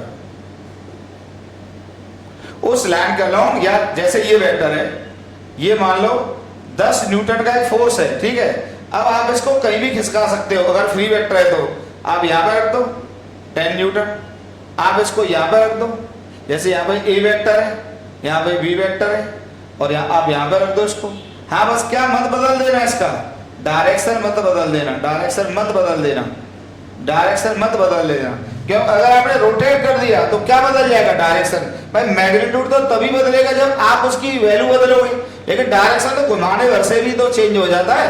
तो आप इसको बिना रोटेशन के कहीं भी शिफ्ट कर सकते हैं। तो free vector can be translated, या ठीक है, translated along the line of action of the vector और पैरेलल टू द वेक्टर,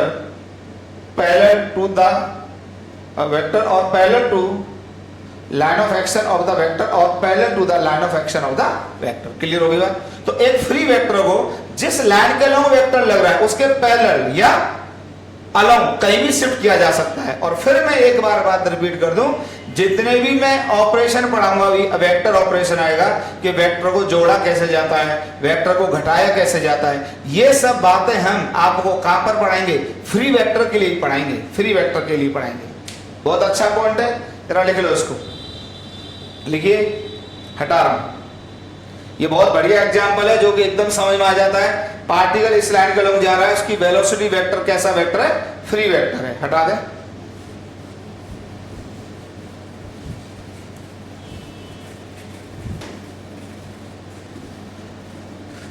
जैसे एक बहुत बढ़िया एग्जांपल देता हूं, काम आएगा आपके।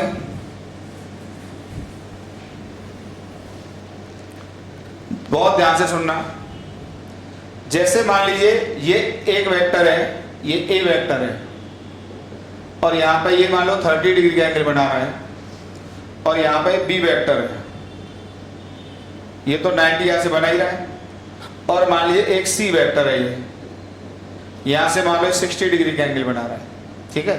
3 वेक्टर हैं और तीनों फ्री हैं, ठीक है। मैं कह रहा हूं तीनों फ्री हैं। इफ यार मैंने पहले ही बता दिया कि जितने ऑपरेशन हम आपको कराएंगे सब किसके लिए कराने जा रहे हैं अभी फिलहाल? फ्री वेक्टर के लिए। और वो लिखेगा कुछ नहीं, फ्री। आपको फिक्स्ड वेक्टर भी क्या होते हैं सब समझ जाओगे, डोंट वरी फॉर दैट, ठीक है। If A vector comma B vector and C vector are free vectors, then shift all vectors,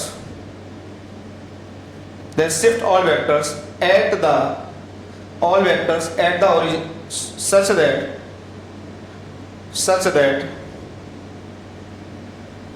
that their tail is at the origin। आपको इस तरीके से शिफ्ट करना है कि उनके टेल ओरिजिन पर ही आ जाए। तो देखिए बहुत आसान तरीका होता है, आप यहाँ पे ओरिजिन ड्रॉ कर लो। यार बहुत दमदार पॉइंट है, अच्छा लगेगा क्वेश्चंस में भी। अब मुझे सबका टेल एक जगह रखना है, तो अब यार मुझे ये वेक्टर भले ही यहाँ पर है, मान लो इसके कोऑर्डिनेट है 10, 0, ओके। इसके है -5, 0। ये मान लो ए पॉइंट था, ये बी पॉइंट है, और ये चलो ओरिजिन है ही, ओके। ये वाई एक्सिस था मान लो, और ये यहाँ पे एक्स एक्सिस।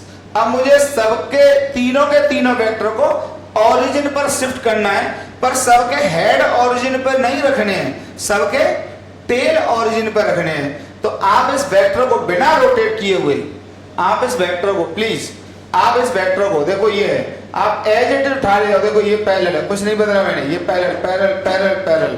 अभी टेल नहीं आया तो ये खिसका दूंगा, ये टेल आ गया तो ये वेक्टर यहां से ए वेक्टर ये हो जाएगा। बस ये एंगल यहां से 30 डिग्री होगा, तो ए वेक्टर को मैंने क्या कर दिया, यहां पे शिफ्ट कर दिया। फंडा क्लियर? बिल्कुल इसी तरीके से आप बी वेक्टर को बिना रोटेट किए ये शिफ्ट कर लो, ये शिफ्ट कर लो, यहां पे टेल रख दो, तो ये यहां पे मैंने ये आपका बी वेक्टर शिफ्ट कर दिया। इसी तरीके से सी वेक्टर ये है, आप ऐसे ले जाइए बिना रोटेट किए हुए, आप यहां पे शिफ्ट कर दो सी वेक्टर, ये एंगल यहां से 60 डिग्री, मैंने सबको शिफ्ट कर लिया। तो फ्री वेक्टर स्पेस में कहीं भी शिफ्ट किए जा सकते हैं। ये सब चीजों की आपको जरूरत क्वेश्चंस में पड़ेगी, बेहतरीन पॉइंट है। आप चाहे तो सबका हेड भी एक जगह रख सकते हैं। देखो मैं एक अरेंजमेंट में दिखाता हूं हेड कैसे रखते हैं, प्लीज लिख लो। देखो हेड एक जगह कैसे रखते, हटा दूं, हेड भी एक जगह रख सकते थे। अगर तीनों के हेड एक जगह रखते तो कैसे रखते हैं, देखो जैसे ये है तो इसका हेड, इस लाइन को इधर बढ़ा लो, तो बस इसके ये यहां पे कर दो, ये हेड, अभी हेड आ गया इसका। ये कौन सा हो गया, ए वेक्टर हो गया। ये है तो इसको इधर थोड़ा बढ़ा दो। अब पीछे जैसे ही खिसकाओगे और इस पॉइंट को यहां ले आओगे तो हेड यहीं पर आ जाएगा, तो ये हेड आ गया, सी वेक्टर हो गया। अब ये वेक्टर है तो इस पॉइंट को यहां खिसका दो, तो ये आ जाएगा, हेड यहां पर आ गया। तो अब यहां पर क्या हो गया, ये इस समय मैंने कैसे बना दिए, A vector comma B vector and C vector are. अब ये भी पढ़ाया था, को टर्मिनस होगा इस समय, ये आर को टर्मिनस वेक्टर्स, को टर्मिनस वेक्टर्स, ओके। और यहां पर बताइए तीनों के तीनों कैसे हैं, को इनिशियल, क्योंकि सबके टेल एक जगह है। तो यहां पर हम क्या लिख सकते हैं, A vector B vector and C vectors are को इनिशियल वेक्टर्स, ओके बेटा, ये को इनिशियल वेक्टर है। फंडा क्लियर हो गया। क्या फ्री वेक्टर होता है, तो फ्री वेक्टर एक बेहतरीन कंसेप्ट क्लियर मैंने किया। फ्री वेक्टर को आप स्पेस में, सबसे मेन पॉइंट यही है, फ्री वेक्टर को स्पेस में लाइन ऑफ एक्शन के अलोंग कहीं भी शिफ्ट किया जा सकता है, अलोंग शिफ्ट कर सकते हैं या लाइन ऑफ एक्शन के पैरेलल शिफ्ट कर सकते हैं एक फ्री वेक्टर को, ओके। उतारो जरा,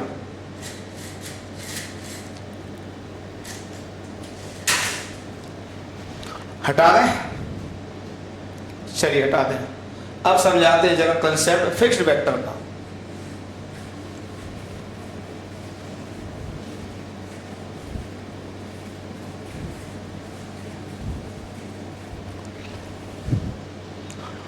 अब देखिए फिक्स्ड वेक्टर, अगर जैसे मैं फ्री वेक्टर को बहुत आसानी से आपको इसलिए समझा ले गया, अब ये तो कहना मत सर कि आप कह रहे हैं कि आसानी से समझा ले गया, हमको कुछ पल्ले ही नहीं पड़ा, तो भैया यार नमस्ते, फिर इसके लिए कुछ नहीं कर पाएंगे। तो क्योंकि फ्री वेक्टर आसानी से इसलिए समझा ले गया क्योंकि मैंने वेलोसिटी वेक्टर का एक बेहतरीन एग्जांपल आपको ले लिया था। और अगर फिजिक्स में चीजें विजुलाइज हो जाएं तो यार मेरे अकॉर्डिंग 50% काम वही खत्म हो जाता है, 50%। उसके बाद अगर मैथमेटिक्स अच्छी हो जाए तो मजा आ जाएगा, और थोड़े से कंसेप्ट उसके लिए मैं हूं, डोंट वरी फॉर दैट। ठीक है, तो ऐसे ही फिक्स्ड वेक्टर को मैं एक एग्जांपल से समझाना चाहता हूं, या ये समझो कि पहले फिक्स्ड वेक्टर का एक एग्जांपल देना चाहता हूं। तो इसके लिए पहले आप समझो डिस्प्लेसमेंट वेक्टर का फंडा। एक डिस्प्लेसमेंट वेक्टर क्वांटिटी आई आगे चल के काइनेमेटिक्स से पढ़ाते हैं तो आती है, पर यहाँ पे वेक्टर है तो समझ में आनी चाहिए, कोई बात नहीं। डिस्प्लेसमेंट वेक्टर, देखिए भाई कुछ वेक्टर तो ऐसे होते हैं जो आपको दिख जाएंगे कि जैसे फोर्स है तो ये रहा वेक्टर। तो जैसे ये ब्लॉक है, प्लीज ध्यान से सुनना। अगर मैं मान लीजिए मैंने इस पर 100 न्यूटन का फोर्स लगाया, तो जो फोर्स वेक्टर है वो यही वेक्टर है, मतलब यही, ये इसका मैग्नीट्यूड जो भी ले लो। जैसे मैंने कहा भाई कि 1 सेंटीमीटर बराबर 10 न्यूटन, ये बात मैंने कह दी, तो बताइए मैं कितनी लंबी लाइन ड्रॉ कर दूंगा, 10 सेंटीमीटर, और ये फोर्स वेक्टर हो जाएगा जिसका direction along the x axis होगा ये। ओके, ये वेक्टर साफ साफ दिख रहा है, दिख रहा है ना। ऐसे ही वेलोसिटी वेक्टर होता है, ध्यान से सुन लो। जैसे मान लीजिए कोई पार्टिकल इस लाइन का मूव कर रहा है v इक्वल टू मान लीजिए 50 मीटर पर सेकंड से, तो अगर मुझे वेलोसिटी वेक्टर लिखना है तो मैं पहले सबसे पहले लिखूंगा कि मान लीजिए 1 सेंटीमीटर की लेंथ मान लीजिए 5 मीटर पर सेकंड के बराबर है। तो बताइए एक लाइन खींचूंगा कितनी, 10 सेंटीमीटर की, तो बताइए ये एक वेलोसिटी को रिप्रेजेंट करेगा जिसका मैग्नीट्यूड कितना होगा, बताइए 50 मीटर पर सेकंड। फंडा क्लियर, तो बता चुका हूं पहली क्लास में, ठीक है। तो ये साफ साफ दिख जाते हैं आपको। लेकिन कुछ वेक्टर ऐसे होते हैं जिनमें कई नाम है, जैसे एरिया वेक्टर है। तो अगर मैं एरिया वेक्टर कह दूं तो आपको बड़ा दिक्कत होगी उसका मैग्नीट्यूड बताने में, अगर नहीं पढ़ा है तो, और बड़ी दिक्कत होगी उसका एरिया बताने में, तो मैं समझाऊंगा, डोंट वरी फॉर दैट। तो एक एक वेक्टर इंट्रोड्यूस करते जा रहे हैं। अभी आज थोड़ा सा डिस्प्लेसमेंट वेक्टर को इंट्रोड्यूस कर देते हैं हल्का फुल्का, ज्यादा डिटेल तो डिस्प्लेसमेंट वेक्टर के ऑपरेशन आपके काइनेमेटिक्स में ही आएंगे, लेकिन थोड़ा सा समझ में आना चाहिए, ठीक है। ये क्लियर है आपको, ओके। देखिए अब डिस्प्लेसमेंट वेक्टर क्या होता है, तो देखिए अगर मैं आपसे ऐसे ही पूछूं कि यार बताओ डिस्प्लेसमेंट वेक्टर क्या होता है, तो आप ये सोचो कि बिना किसी किताब से पढ़े या बिना किसी टीचर से पढ़े यार ये बड़ा डिफिकल्ट होगा कि आप उसको बता पाए, या ये को क्वाइट इम्पॉसिबल। मतलब डिस्प्लेसमेंट वेक्टर का क्या मैग्नीट्यूड होता है, क्या डिस्प्लेसमेंट वेक्टर का डायरेक्शन होता है, आप अच्छे से तभी बता पाओगे जब आपको इसके बारे में पहले से पता हो। ये वही वाला केस है कि आपकी जेब में कितने पैसे हैं, एक अंदाजा लगाना अलग बात है यार, सही तो तभी बता पाएंगे जब हमने गिन के रखे होंगे। ये वही वाला केस है बिल्कुल। तो डिस्प्लेसमेंट वेक्टर का क्या होता है मैग्नीट्यूड और क्या होता है डायरेक्शन, ये आप बता तभी पाओगे जब मैं आपको इसको बता दूंगा कि भैया ये इसका मैग्नीट्यूड पकड़ो और ये पकड़ो इसका डायरेक्शन। इतना तो समझ में आता होगा, डिस्प्लेसमेंट कहीं ना कहीं दूरी होती है, ठीक। अब मान लीजिए ये कोई पॉइंट है, ये पॉइंट है, इसको हम रेफरेंस पॉइंट कह रहे हैं। अब जैसे यहाँ पे बहुत सारे शब्द हमने इंट्रोड्यूस कर दिए, रेफरेंस, अभी ज्यादा कुछ नहीं बताएंगे, इतना सा बोलेंगे बस रेफरेंस पॉइंट के बारे में कि जहां से हम डिस्प्लेसमेंट को मेजर करते हैं, जहां से, जैसे मान लीजिए आप कानपुर की डिस्टेंस बताओ, करे कानपुर की डिस्टेंस बताओ, आप कहोगे ये क्या सवाल पूछ रहे हो सर, ये तो बताओ कहां से बताएं, तो वही बस। अगर मैंने कहा दिल्ली से बताओ तो Delhi is the reference point two measure the distance of Kanpur. अगर हमने कहा लखनऊ से बताओ तो Lucknow is the reference point two measure the distance of Kanpur from Lucknow. तो यही वाला केस है कि ए रेफरेंस पॉइंट है, मैं डिस्टेंस या डिस्प्लेसमेंट इस पॉइंट से मेजर कर रहा हूं, इसी से नापूंगा। अब मान लीजिए कोई पार्टिकल किसी भी रास्ते पे चला, ध्यान से सुनना, किसी भी रास्ते पे ऐसे चला, ऐसे चलता गया अपना, तो देखो डिस्प्लेसमेंट क्या होता है। मान लो ये यहां पर बी पर पहुंचा, तो डिस्प्लेसमेंट होता है दो पॉइंट के बीच का शॉर्टेस्ट डिस्टेंस ये।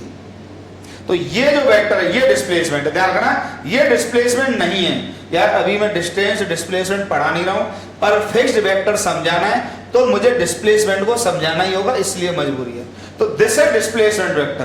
तो आप ये कह सकते हैं कि डिस्प्लेसमेंट वेक्टर का जो मैग्नीट्यूड होता है वो दो पॉइंट के बीच का शॉर्टेस्ट डिस्टेंस होता है। क्यों बताइए, ए से बी का, यार रास्ते तो ये भी हो सकता था, रास्ता तो ये भी हो सकता था, लेकिन यार बताइए ए से बी जाने में सबसे छोटा रास्ता क्या यही स्ट्रेट लाइन होगा? तो यही होगा, इसका मैग्नीट्यूड फीते से नाप लो। और डायरेक्शन होता है हमेशा इनिशियल से फाइनल, तो ये इनिशियल ये फाइनल, तो डायरेक्शन ये होगा। तो अब मैंने आपको डिस्प्लेसमेंट वेक्टर का मैग्नीट्यूड बता दिया। तो डिस्प्लेसमेंट वेक्टर देखो ऐसे लिखा जाएगा, S vector equal to S का मैग्नीट्यूड एस का डायरेक्शन। तो बताइए डिस्प्लेसमेंट वेक्टर के मैग्नीट्यूड को मैं क्या बोलूंगा बताइए? तो it is the shortest distance between two positions. बहुत अच्छी बात बताई। तो देखो आज अब मैंने आपको बता दिया कि जैसे मान लो ये दो हाथ हैं, मैं कहूं ये इनिशियल है ये फाइनल है, तो बताइए डिस्प्लेसमेंट ये थोड़ी ना होगा, ये होगा जो दोनों के बीच में सबसे छोटा है, तो ये होगा इसका मैग्नीट्यूड। अब डायरेक्शन किधर होगा? तो अगर ये इनिशियल होगा तो इधर से इधर डायरेक्शन होगा, और ये इनिशियल होगा ये फाइनल होगा, तो डायरेक्शन इधर से इधर होगा। ये बात क्लियर हो गई? मतलब इसका डायरेक्शन भी आपको पता होना चाहिए। हो सकता है जिस समय लोगों ने डिस्प्लेसमेंट को एक वेक्टर डिफाइन किया था, अगर उस समय उन लोगों ने मिलजुल कर सबने ये कहा होता कि भैया डिस्प्लेसमेंट वेक्टर का डायरेक्शन हम तो फाइनल से इनिशियल लेंगे, तो आज भी हम सब लोग डिस्प्लेसमेंट वेक्टर का डायरेक्शन फाइनल से इनिशियल ही लेते।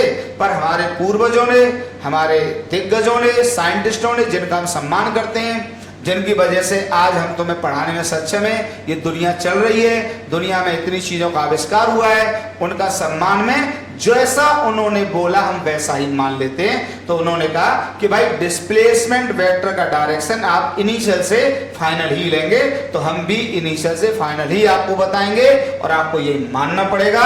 That's all. ओके, तो बताइए डायरेक्शन क्या हो जाएगा?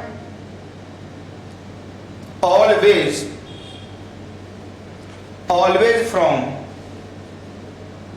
initial position to final position। हमेशा इनिशियल पोजीशन से फाइनल पोजीशन होता है। अब मान लो बी की जगह में सी पर आ जाता है, तो भाई अब डिस्प्लेसमेंट ये होता है, ये डिस्प्लेसमेंट होता है। इसको हम क्या कहते हैं? एस ए बी कहते हैं। इसको क्या कहते हैं? एस ए सी। अब हो सकता है भैया अब यहां पहुंच जाते डी, तो ये डायरेक्शन होता एस ए डी, इनिशियल से फाइनल। अब आप एक बात बताओ, इन सब चीजों में एक बात ध्यान से देख रहे हो कि चाहे ये डिस्प्लेसमेंट वेक्टर है, चाहे ये डिस्प्लेसमेंट वेक्टर है, चाहे ये डिस्प्लेसमेंट वेक्टर है, सब में एक बात कॉमन है यार, सबका इनिशियल पॉइंट सेम है, सबका इनिशियल पॉइंट सेम है। बस यही जन्म देता है फिक्स्ड वेक्टर को। तो ऐसे वेक्टर जिनका इनिशियल पॉइंट सेम होता है, ऐसे वेक्टर का नाम फिक्स्ड वेक्टर होता है। तो डिस्प्लेसमेंट, अभी और भी मेरे पास एग्जांपल है, पर शुरुआत में कंफ्यूज करने का मन नहीं है, परेशान करने का मन नहीं है, तो एक एक चीज सीखते जाओ, समय आने में सब बताता हूं। तो डिस्प्लेसमेंट वेक्टर एक बेहतरीन एग्जांपल मैंने आपको दिया, किसका? फिक्स्ड वेक्टर का। क्लियर हुआ? तो फिर लिख देता हूं फिक्स्ड वेक्टर को फिर मैं। A fixed vector is that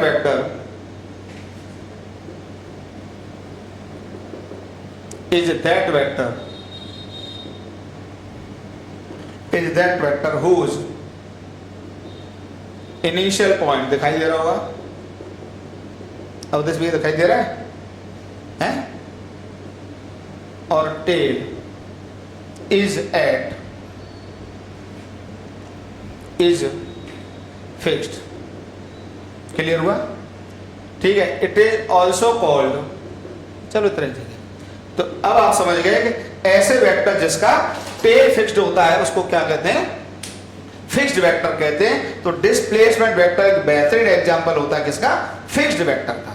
ठीक, अच्छा ये तुम्हारे वेलोसिटी वेक्टर, फोर्स वेक्टर, ये सब है फ्री वेक्टर। एक दूसरा एग्जांपल और होता है इसका पोजीशन वेक्टर, वो भी लिख लो बस, बाद बाकी मैं एक्सप्लेन करूंगा। तो एग्जांपल के लिए आप लिख सकते हैं डिस्प्लेसमेंट वेक्टर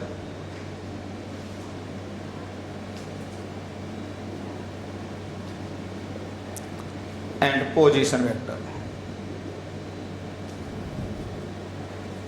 ठीक, ये आपका बेहतरीन एग्जांपल है किसका, फिक्स्ड वेक्टर का। हटा दे बेटा।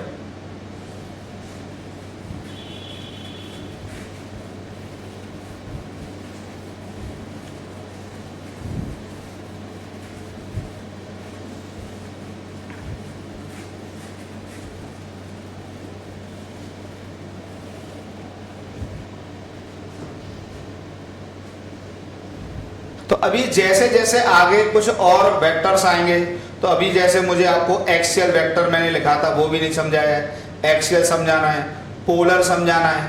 ठीक है, लिखे थे मैंने जानबूझ के अभी स्किप किए हैं, लेकिन अभी ऐसा नहीं है, बस एक दो क्लास बाद उनको बहुत अच्छे से क्लियर करूंगा, क्योंकि अभी फिर ज़्यादा हो रहा था थोड़ा सा चीज़ों को लेके, तो आगे थोड़ा बढ़ता हूँ। ठीक है, जरूरत नहीं पड़ेगी, एक एक पॉइंट क्लियर करूंगा, डोंट वरी फॉर दैट, 100%। अब आता है पॉइंट ज्योमेट्रिकल डायरेक्शंस। तो देखो बात वही आ गई कि वेक्टर और बिना डायरेक्शन के कैसे पॉसिबल है। तो अभी डायरेक्शन लेने के लिए मैंने आपको बहुत कुछ बताया था कि एक तो मैंने ये बताया था X axis Y axis, X axis Y axis Z axis, इसके डायरेक्शन को आई कैप कहते हैं, इसको क्या कहते हैं जे कैप, इसको क्या कहते हैं प्लस के कैप। इसी तरीके से ज्योमेट्रिकल डायरेक्शन और होते हैं नेचर वाले, जैसे आप कहते हो भाई sun rises in the east, ऐसे तो कहते हो, the sun set in the west, कहते तो वैसे। तो ये नेचुरल डायरेक्शन है, ज्योमेट्रिकल डायरेक्शन है।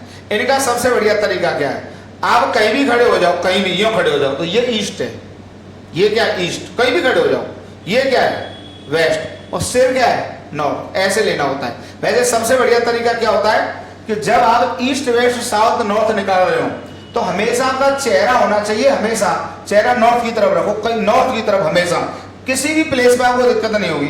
अगर चेहरा नॉर्थ की तरफ है तो right hand will represent the east and left hand represent the west. चेहरा रिप्रेजेंट द अरे ईस्ट वेस्ट, सामने नॉर्थ, पीछे साउथ, यही तरीका है। अब जैसे बोर्ड में दिक्कत होती है तो यूं खड़े हो जाओ, अब ये चीज आप लगा कहीं नहीं दो, जैसे आप यूं खड़े हो, अब देखना, तो मैं यूं खड़ा हो गया ना, अब ये देखो ईस्ट बोलूंगा मैं, बड़ा अच्छा पॉइंट बता रहा हूं, देखो चेहरे के ऊपर नॉर्थ बोलूंगा, क्योंकि मैं नेम कहां से लाया हूं कि देखिए ऐसे देखा जाए तो जब नॉर्थ की तरफ चेहरा लेते हैं तो राइट हैंड ईस्ट की तरफ जाता है और लेफ्ट हैंड वेस्ट की तरफ जाता है, और जब चेहरा नॉर्थ जाता है तो जो हमारा सिर होता है वो साउथ जाता है। ठीक है, अब आप इसको लगा कहीं भी दो, जैसे मैं यूं पढ़ाई कर रहा हूं, यूं पढ़ाई कर रहा हूं, मान लो कागज में कैसे भी, मान लीजिए यूं पढ़ रहा हूं, यूं पढ़ रहा हूं, तो जब मैं इस कागज पर पेंट करूंगा तो अब जैसे ऊपर की तरफ क्या दिखाऊंगा, चेहरे की तरफ नॉर्थ, और राइट हैंड पे अब देखो मैं ये तो मैंने इधर नॉर्थ की तरफ चेहरा करके नियम बना लिया, लेकिन इंप्लीमेंट हर जगह होता है, ये फंडा क्लियर हुआ। जैसे मैं यूं खड़ा हूं तो ऊपर नॉर्थ, इधर ईस्ट, इधर वेस्ट, नीचे साउथ, ये ज्योमेट्रिकल डायरेक्शन होते हैं। ठीक, अब इसी में क्वेश्चंस यूज होंगे। अगर मान लो अब कोई पॉइंट ऐसा है, जैसे मान लो इलाहाबाद शहर है और मान लो ये यहां से और 45 डिग्री का एंगल बना रहा है, यहां से भी 45 बना रहे हैं, तो इसको हम क्या कहेंगे नॉर्थ ईस्ट, नॉर्थ ईस्ट के मिड पॉइंट पर है, या ईस्ट नॉर्थ, तो एन ई या ई एन, इसको कहो, सीखो ये चीजें सीखनी पड़ेंगी। अब मान लो यहां से 45, यहां से 45, अब ये बी पॉइंट है, तो इसको क्या पढ़ेंगे नॉर्थ वेस्ट बोलो या वेस्ट नॉर्थ, बात एक ही है।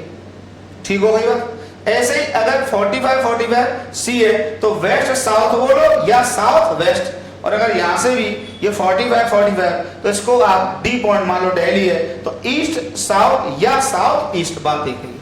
ठीक है, इतना उतारो जरा, स्क्रीनशॉट लेके उतारो।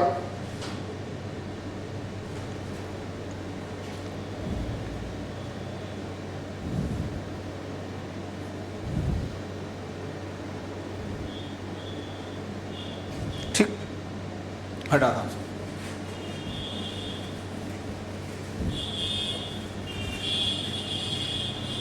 अब देखिए ये काफी अच्छा पॉइंट है, इसको जो मैं बता रहा हूं कंसेप्ट। अब मान लो कोई जनरल पॉइंट है ए, अब जनरल पॉइंट ये यहां से θ1 बना रहा है, यहां से θ2। तो अभी जो मैंने आपको बात समझाई वो तब तक वैलिड थी जब तक दोनों एंगल बराबर थे। अब ये एंगल बराबर नहीं है, तो अब ए की लोकेशन को क्या पढ़ेंगे, लोकेशन ऑफ ए इज, ए का लोकेशन क्या पढ़ेंगे बताइए। मैं लिखूंगा θ1, ध्यान है θ1 अब किधर है, नॉर्थ ऑफ ईस्ट, ये पढ़ा जाएगा भैया इसको, या इसी को क्या पढ़ेंगे, और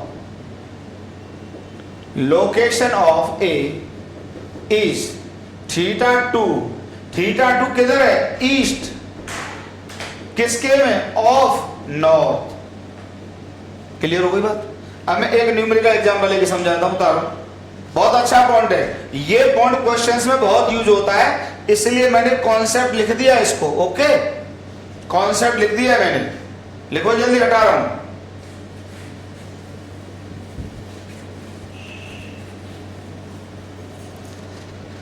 जैसे मान लीजिए, तो इधर तो राइट में तुरंत आप ईस्ट लिख दोगे, ऊपर नॉर्थ लिख दोगे, अब एकदम आ गया होगा, इधर वेस्ट लिख दोगे, इधर साउथ। अब मान लो ये कोई पॉइंट है, मान लो मैंने बोला आगरा, और यहां से मान लो 60 डिग्री है, तो आगरा की लोकेशन क्या है, location of Agra, location of Agra is, ठीक, तो क्या लिखेंगे, 60 डिग्री किधर है बताइए, साउथ ऑफ, जिधर से एंगल होता है उसमें ऑफ लगाते हैं, ध्यान दे लेना, ऑफ ईस्ट। यार बहुत कंफ्यूजन होता है बच्चों को। जैसे मान लो मैं यहां पे लिख देता, ये यहां पे होता, मान लो मथुरा होता,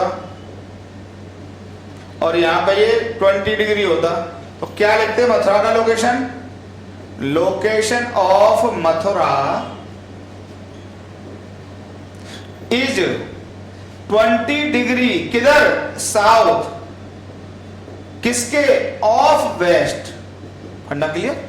इस तरीके से हम लिखते हैं, बहुत क्रूशियल पॉइंट है। आपको क्वेश्चंस में यही लैंग्वेज लिखी मिलती है, फिर आपको उस लैंग्वेज का यूज करके क्वेश्चन आपको समझना होता है, फिर उसको सॉल्व करना होता है। तो ये पॉइंट लिखे रहते हैं, इस तरह से हम ज्योमेट्रिकल डायरेक्शन का यूज करते हैं। ओके बेटा, ठीक है। तो आज की क्लास में यही रोक रहा हूं, अगली क्लास में बेहतरीन कॉन्सेप्ट आएगा, एंगल बिटवीन टू वेक्टर्स, फिर वेक्टर का जोड़ना घटाना, ये अगली क्लास में कवर करूंगा। अगली क्लास मैं आपको बहुत जल्दी दे दूंगा, मतलब ये दूसरी क्लास आने में थोड़ा समय लग गया है, पर तीसरी क्लास आने में समय नहीं लगेगा। मुश्किल से आपको एक दिन का इंतजार और करना पड़ेगा, और तुरंत आपको तीसरी क्लास भी मिल जाएगी। ओके, चलिए पढ़ाई करते रहो, खूब मेहनत करो, खूब मेहनत करो, तभी यार सफलता मिलती है। ओके।